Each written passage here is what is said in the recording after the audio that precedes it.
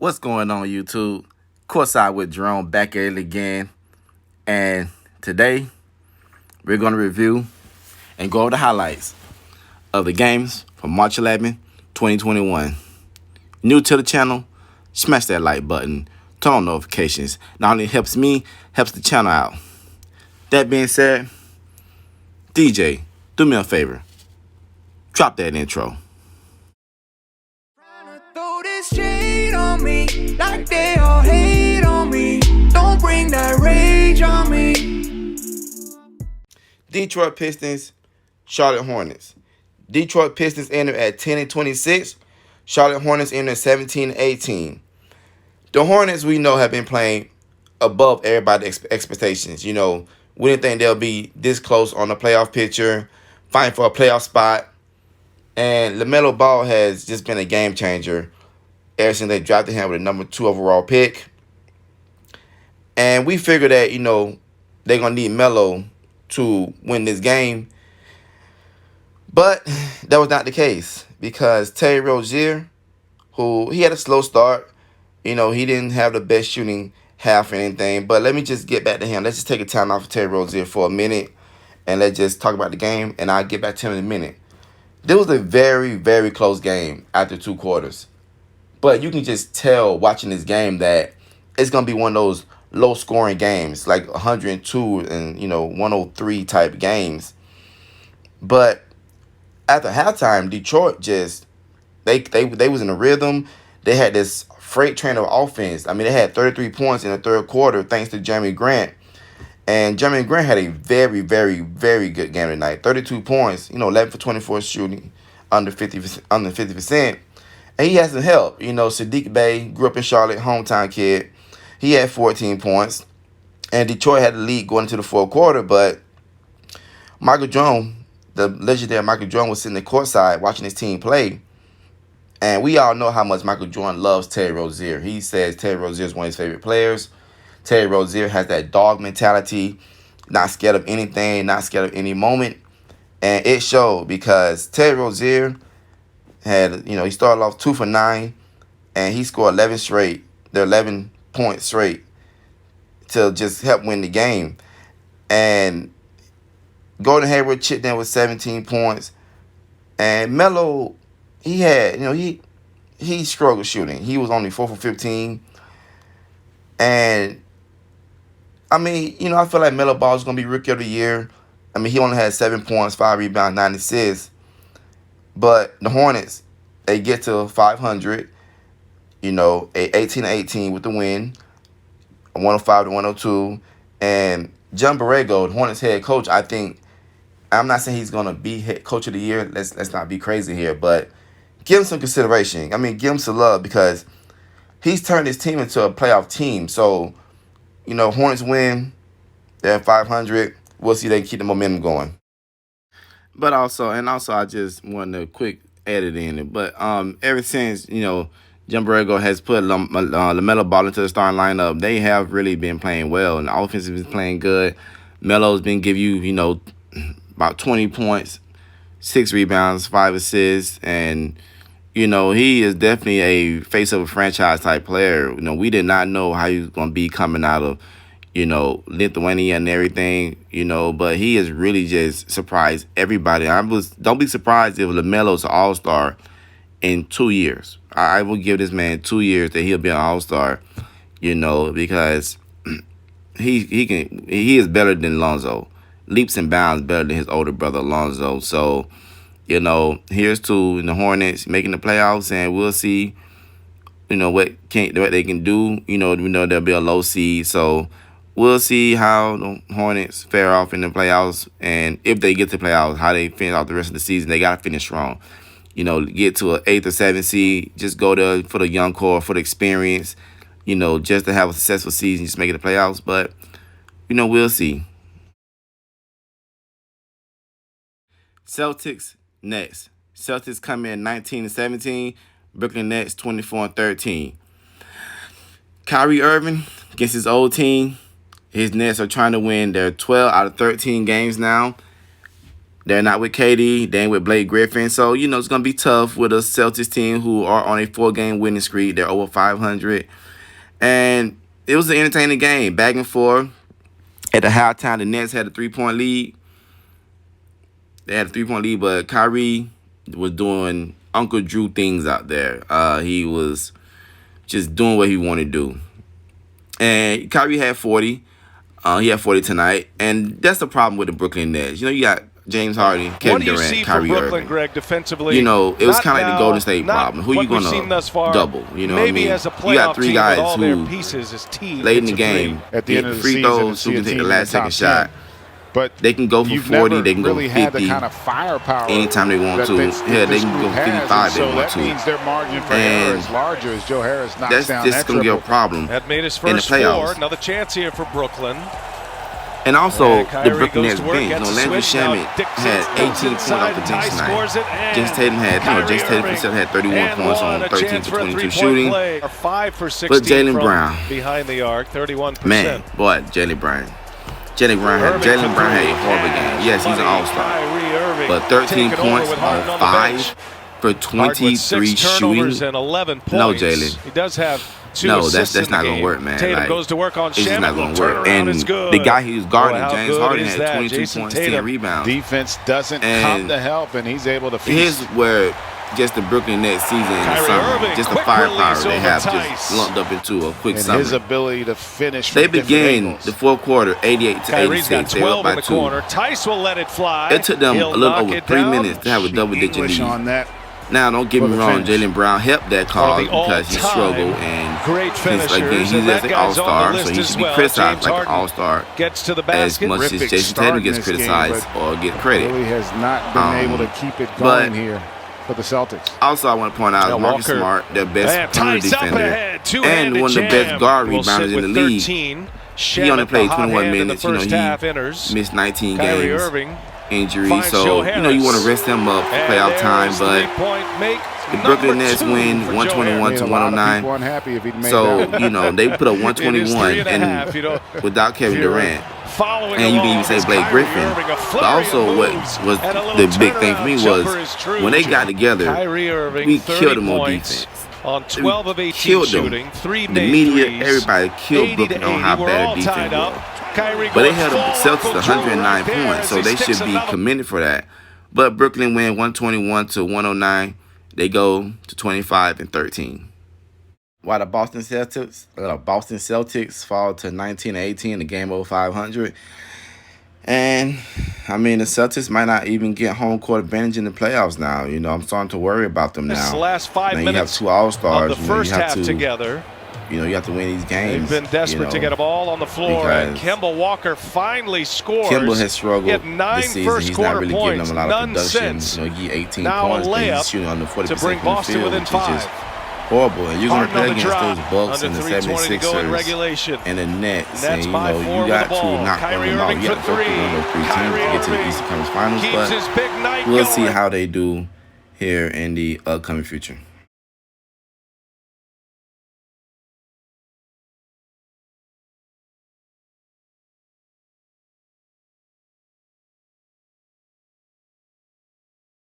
Atlanta Hawks, Toronto Raptors. Hawks come in 16 and 20, Raptors 17 and 19. Both teams here are fighting for one of those lower seeds in the playoffs. A win will get the Raptors in the 8th seed for now. And the Raptors are on a 2-game winning streak, trying to win their 3rd straight game. And they got to, beat a Raptor team that don't have, Fred VanVleet, Pascal Siakam, and OG Anunoby. And the Hawks start off good. They start off amazing. They had a 37-point quarter. They put pressure on the former defending champions. But it's just hard to keep a 37-point quarter pace up. That's like a Golden State Warriors pace when Clay and Steph are both hot from the field. And it's hard to keep up that kind of pace. Your offense won't sustain that long. And my point, and the Raptors proved my point because they won the next 2 quarters. And Norman Powell, a guy who I've been waiting for them to start ever since his rookie season, he had 33 points. And Chris Boucher, who a guy who I've said is going to be 6th man of the year, or he should be a candidate for 6th man of the year, had 29 points, 9 rebounds off the bench. And he just been consistent. You know, that's only one way I can describe Chris Boucher. He's been underrated, consistent, and don't get enough attention, which is unfortunate.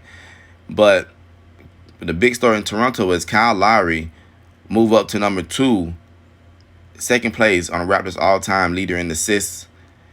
And he had a strong game of 17 points, 12 assists. And I remember when Kyle Lowry got traded to Toronto in 2012, and he was just his throw-in for Gary Forbes.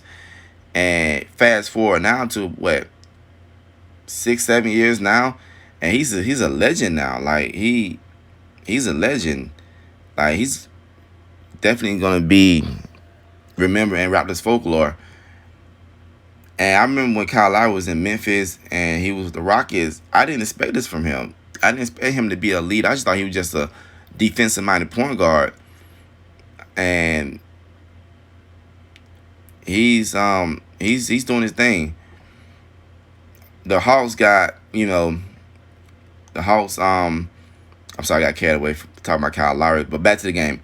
Clint Capella had 9 points and 19 rebounds. He was just a monster on the boards tonight, helped them big time. Gallinari gave you 20 points, and even Solomon Hill, and I haven't heard Solomon Hill since he was with the Pelicans, he gave you 9 points, but the guy who came in clutch, who wore the Superman cape, who was Tony Snell. And I give the Raptors credit. They played it smart, They played it smart, when it's come down to that, you get the ball out of Trae Young's hand. You don't want ice Trae taking a last-second shot. But they had Tony Snell open. And I think Tony Snell is almost a 40% three-point shooter for his career. I don't know, I haven't checked, but I know he's a very solid catch-and-shoot player.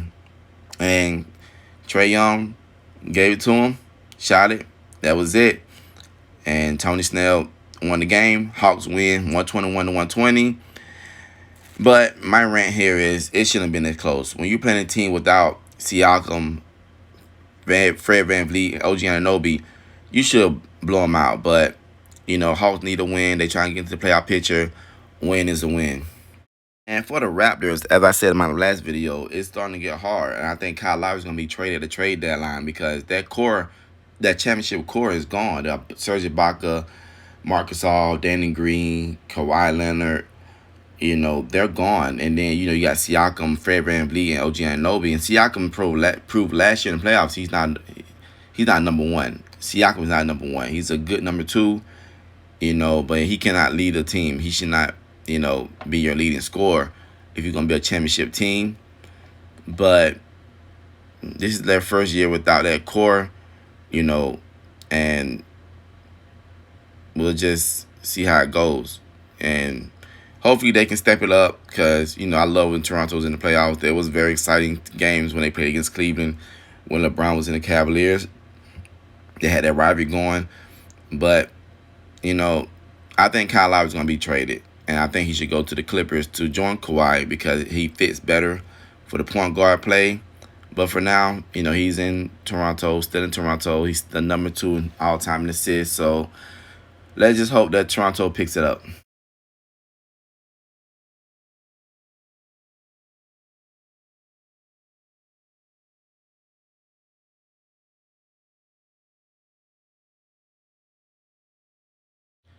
Orlando Magic, Miami Heat. Orlando Magic sitting at 13-23. Miami Heat at 18-18. Heat, for the first time this season, are trying to get over 500. They're trying to establish that winning record, and every time they get to 500, they are 0-6 to go above 500. And they just can't get over the hump. Tonight, they go against Orlando. They was without Bam Adebayo. They didn't have Avery Bradley. And, Orlando trying to stop the Heat. And I feel like there was a big game for the Magic to win. Vucevic, didn't have Bam Adebayo. They didn't have Avery Bradley, 2 valuable defenders for the Miami Heat. And Vucevic, he was killing out there. He had 24 points, 17 rebounds. But he didn't have nobody come along for the ride with him. Aaron Gordon only had 9 points. He played about 14 injuries. He was injured. Mike Carter-Williams, MCW, former Rookie of the Year, had 17 points. But Jimmy Butler, Jimmy Buckets, who I think is the best leader in all the NBA. I mean, he came here last year from Philadelphia, got the max contract, and immediately made him, championship contenders. Just off his leadership and his hustle alone, it just resonated with the entire team. And Jimmy Butler, fast forward to the fourth quarter, had 10 points in the fourth quarter, but Miami, we know their game plan. Eric Spoelstra have them preaching defense. Always defense and hustle is their game plan. And they held Orlando to 8 for 28 shooting in the fourth quarter. You cannot miss 20 shots in the fourth quarter and think to win. Tyler Hero had 17 points on 7 for 15 from the floor. Then Kelly Olynyk had 20 points. And just the Miami defense won this game for them. They locked down. And for the first time this season, congratulations, Miami Heat, over 500. The Heat win 111-103. Jimmy Butler, again, as I was saying, it's hard to play with him, in Minnesota, because he had guys like Andrew Wiggins and Carlton Towns. And, Wiggins is, to me, just, I don't say he's lazy, he's just unmotivated to play a lot. He relies on his athleticism. And Jimmy Butler, was a second-round pick out of Marquette. He had to fight and claw for everything he got. He reminds me of Pat Beverly. They scratch and claw to get to where they at now, so they don't take the game for granted. And that's why he's a perfect fit for Miami. Philadelphia, Joel Embiid, he wasn't taking it serious. He always out of shape. Ben Simmons wasn't trying to establish his perimeter game. So he came to Miami, and he just changed the culture and just got guys just going all out hustling. And it's not about stats for Jimmy Butler. It's about winning and competing for championships. And that's where he got his team at. So Miami wins 111-103. Philadelphia 76ers, Chicago Bulls. 76ers come in at 24-12. Bulls come in at 16-18. 76ers were playing without, the MVP candidate Joel Embiid and Ben Simmons. So they was going without their two best players. And the Bulls, led by the new All-Star Zach LaVine, and it was close all the way. Even though the 76ers had a 7-point halftime lead, but the next two quarters, the Philadelphia 76ers had 63 points to the Bulls 48. And the story here of this game was the contributions from everybody. Everybody. Listen to these stats. Danny Green, 21 points. Tobias Harris, 24 points. Tony Bradley, 14 points, 7 for 7 from the field. Matisse Thybulle, 13 points. Seth Curry, 12 points. Shake Milton, 10 points. Dwight Howard, 18 points and 12 rebounds.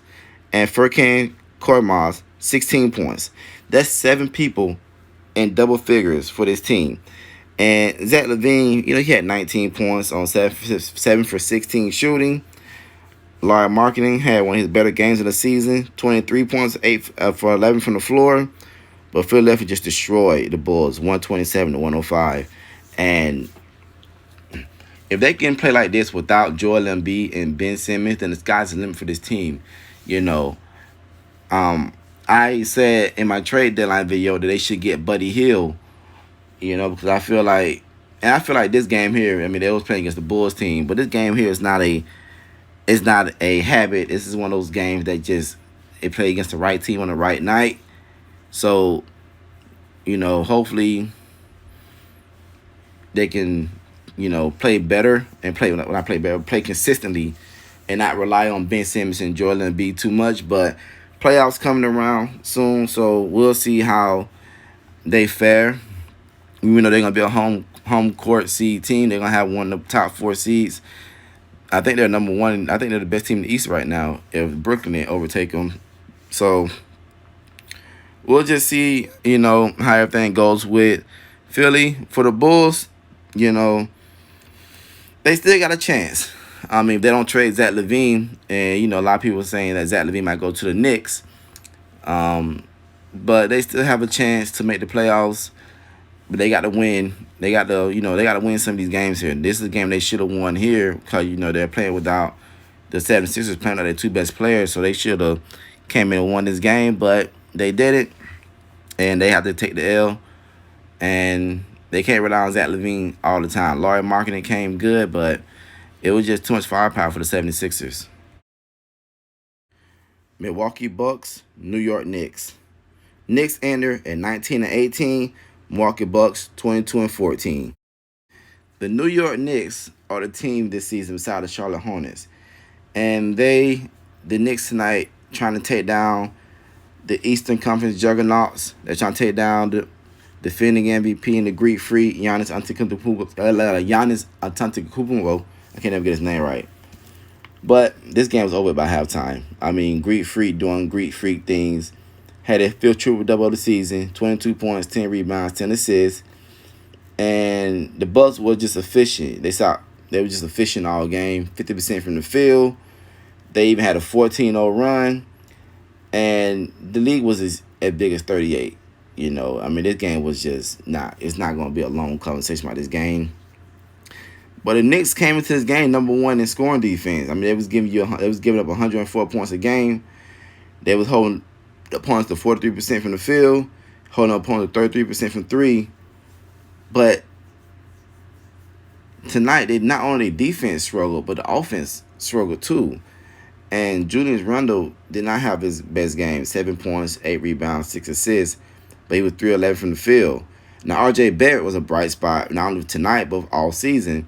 He had 22 points, 9 for 15 from the field. And the Bucks started the second half of the season to win, 134-101. The Bucks need this kind of game. They can rest Giannis for the playoffs and everything. But we know how teams play the Bucks in the playoffs. They build a wall, try to make Giannis become a perimeter shooter. And I know Giannis in the All-Star game, he went 3 from 3 from three-point range, but it's the All-Star game. Give me a break. Let's just calm down. He's not this three-point shooter now that everybody trying to say Giannis is. But, we've seen teams lock up Giannis in the playoffs. They just, build a wall, and you're going to just shoot perimeters on us. Or you're going to lead your team to assists, but you're not going to Euro step your way to the playoffs. You're not going to Euro step your way through us. So we'll see if Giannis can make some kind of improvement before the playoffs. Timberwolves, Pelicans. Timberwolves come in at 7-29. Pelicans come in at 15-21. So, 2 number 1 overall picks going against each other. 2 faces of the franchise potentially. And, Pelicans trying to get into the playoffs. Timberwolves just trying to get, close to double-digit wins on the season. Just trying to salvage the season any way they can. And the Pelicans came out strong. They had the 16-point lead. And Zion just started off the first quarter just on fire. 8 points, just dunks, baseline dunks. But fast forward to the second, their defense was just horrible. The Timberwolves put up 40 points. 40 points in one quarter by the Timberwolves. And what I think helped the Timberwolves offense was they did not score less than 30 points in all 4 quarters. So, they had a very good offensive scoring input from a lot of people. Rookie Anthony Edwards, the number 1 pick, had 27 points, but Jalen Noel had 6 3-pointers for a career-high 28 points.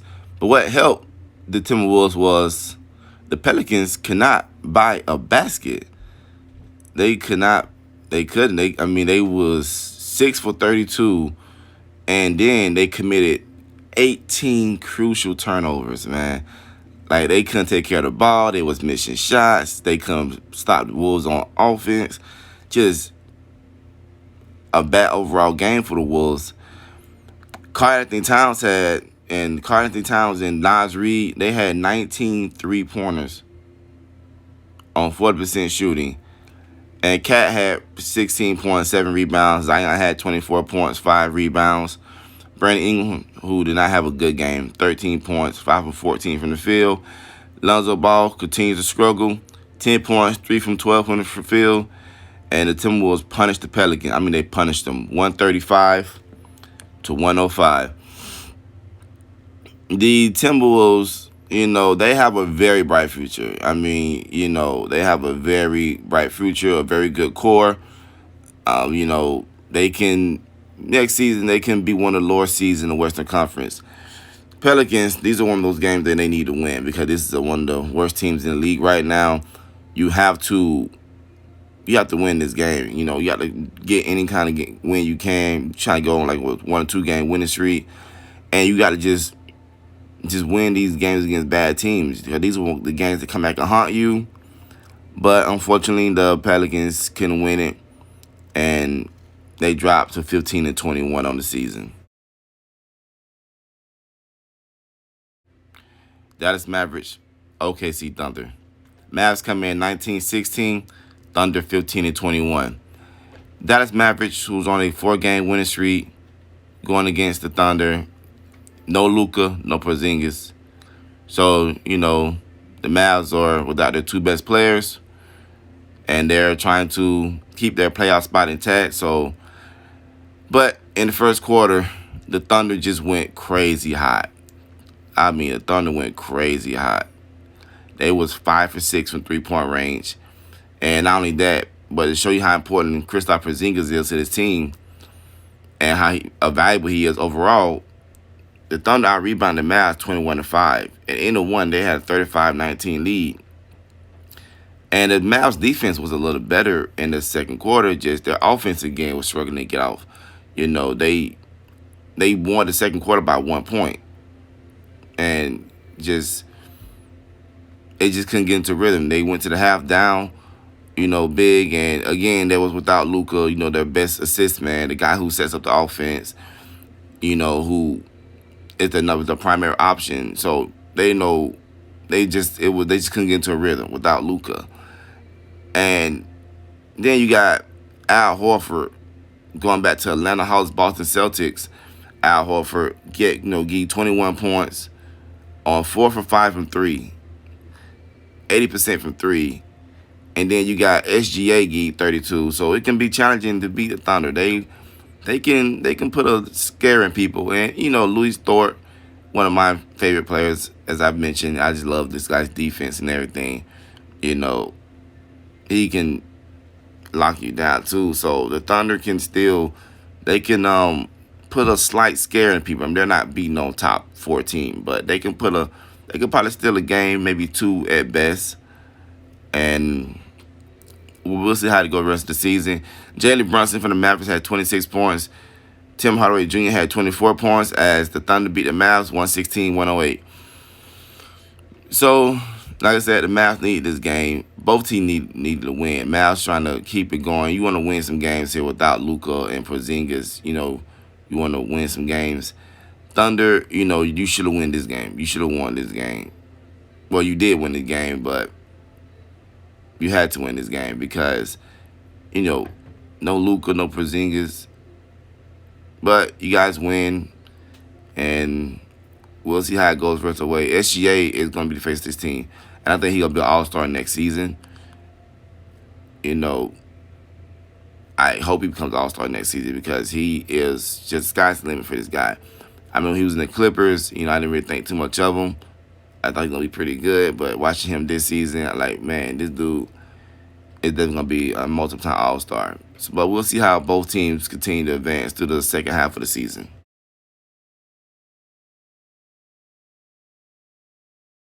Golden State Warriors, LA Clippers. 19-18 Warriors, 24-14 Clippers. There was a game I really wanted to see. I was at work, unfortunately, but I just figured the back and forth between Curry and Kawhi. And now, unfortunately, Klay Thompson wasn't in the game. But, hey, he had Draymond. I'm just kidding. He had, Curry. The Warriors on a 3-game losing streak. They really need this win. They're barely above 500. And they just need at least make it competitive to give you some kind of momentum going to the next game. Like, okay, we can hang with teams, Clippers, one of the best teams in the West right now. We judge off playoffs, not regular season, but they're 24-14, and the Warriors struggle, and you're gonna see those games where Curry struggled, and Curry struggled from three. He was 1 for 8, and we know when it comes to the Warriors, if Curry struggles, then the team struggles, and also know Klay Thompson, and he just didn't have help. I mean, Curry was only 6 for 16 from the field, and he couldn't get all the looks he wanted. They bothered him. The Clippers defense was all over Curry. They knew we stopped Curry, cut the head of the snake off. The rest of it just gonna fall down. The rest of the team gonna fall down. Draymond had 12 points, and that's when Draymond and Curry almost had the same amount of points. That's when you know that the offense wasn't good. But the problem with the Warriors was the defense tonight. I mean, they gave up 76 points in 2 quarters, and that decided the game. 76 points, that's 38 points a quarter. That's almost 40 points a quarter. That's hard to beat. That's your defense struggle. Your defense let you down.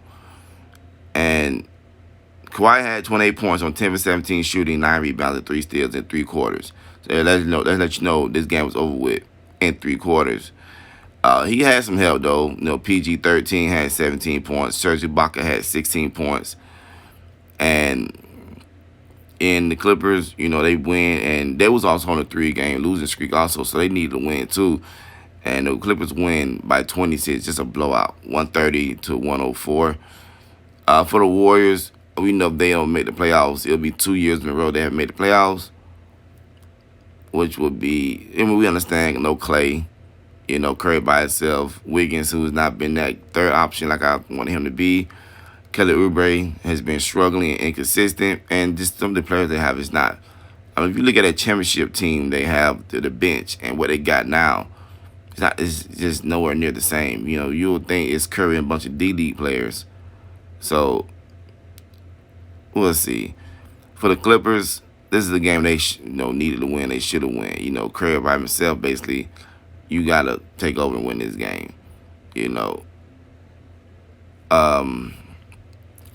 And when you have Clippers playing like this, they're going to be hard to beat in the West. I mean, Kawhi was just doing what he wanted to do, offense and defense, and he just showing like, hey, don't forget about me. I'm still one of the best perimeter defenders in the league, and it's going to be on his shoulders. And Paul George has stepped up this season, too. After receiving all the criticism and everything, he has stepped up big time and helped this team, when Kawhi was out with the injury. So they're going to need both of them to be at their best if they want to win, because they still got to think of last year playoffs when they gave it a 3-1 lead in there. The NBA is still kind of giving them, jokes and teasing them about it. Every saw early in the season with Devin Booker and Paul George, they think Paul George is soft and everything. So if they can break through, then they can quiet those criticism. Phoenix Suns, Portland Trailblazers.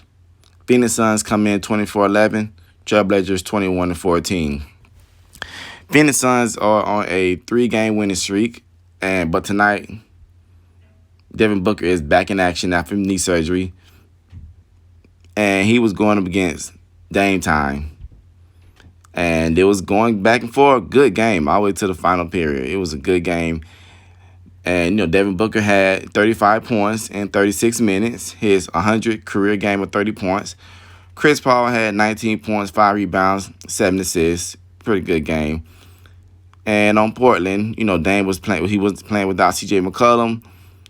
And usually I always thought when Dame is not playing without C.J., he'll go off and, get about 40. But Dame, he had 30 points on 10 for 23 shooting, but he just didn't have any help. And even though he didn't have any help, the game was still relatively close. That was until the fourth period when the Suns, they just pulled away, and they just had a 37-27 quarter over the Blazers. And Also, the Trailblazers defense did not help. I mean, the defense let them down. 37 points in the fourth quarter. You're probably tired and, but it's just the defense of the Trailblazers. They've always been their defense that always held them back, even before this season and everything. It was always their defense. They tried the Hassan Whiteside experiment, and that didn't really work last year. But on the other side, the Suns, are showing, this season's not a fluke. They won 4 straight now. CP3 leadership is the real deal. And I feel like, hey, we not only can put a scare in some teams, but we can beat some teams. We can go past the first round. We're just not first round, playoff fodder, And we're gonna see. They're gonna be Devin Booker's first time in the playoffs if they make it. So we'll see how they fare. But Suns win 127-121.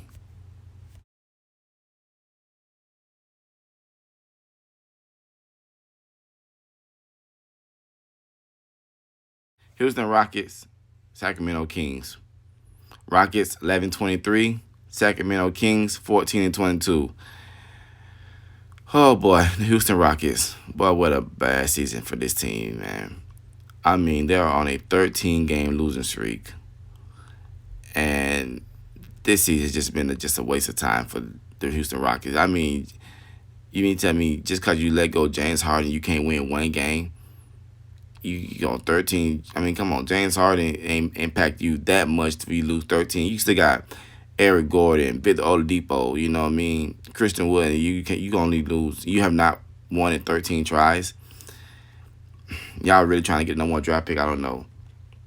And the Kings are trying to get back into the win also. And De'Aaron Fox was fuego tonight. 30 points, 7 rebounds, and 9 assists. And this game was over at halftime, And the Rockets was just so inefficient all night. I mean, they was just not getting any baskets. They couldn't hit open shots. They was missing layups. It was just like you could tell this is a team that are rebuilding, and you see why they lost 13 straight games. And Victor Oladipo was the leading scorer for the Rockets, and he was 23 points. 7 for 21 from the field. And I made mention of, if you have almost more shot attempts than points, then that's never a good thing. But Aaron Gordon was no better. 6 for 17 from the field. And even though the Kings, the Rockets bench came up because the Kings got outscored 41-24, they were still able to pull off and win by 20 points. And not only that, but the Kings offense, they was able to score 30 points in all 4 quarters. And when guys like Buddy Hield give you 20 points and De'Aaron Fox give you 30, that's 50 points from your backcourt. That's hard to beat, But the Kings win 125-150. And that will be all the games for March 11th. I think if I had to look, the player of the day had to be Kawhi Leonard. He was just unstoppable. He was just doing whatever he wanted to do. 28 points on 10 for 17 shooting, 9 rebounds, and 3 steals in 3 quarters. It is Kawhi Leonard. Another thing I want to say is, I know I'm making this video kind of late, but, I had to get out of work. I had to go do something. So I'm trying to make another video tonight. I'm starting to get some views a little bit, more. So I want to thank you guys for that. I really appreciate that. Like and subscribe to the channel. I didn't know how hard this editing stuff is, but it's time consuming. But, I just want to give a try at it. But hey guys, this is Courtside with Jerome. Thank you for watching. Like and subscribe to the channel. Peace.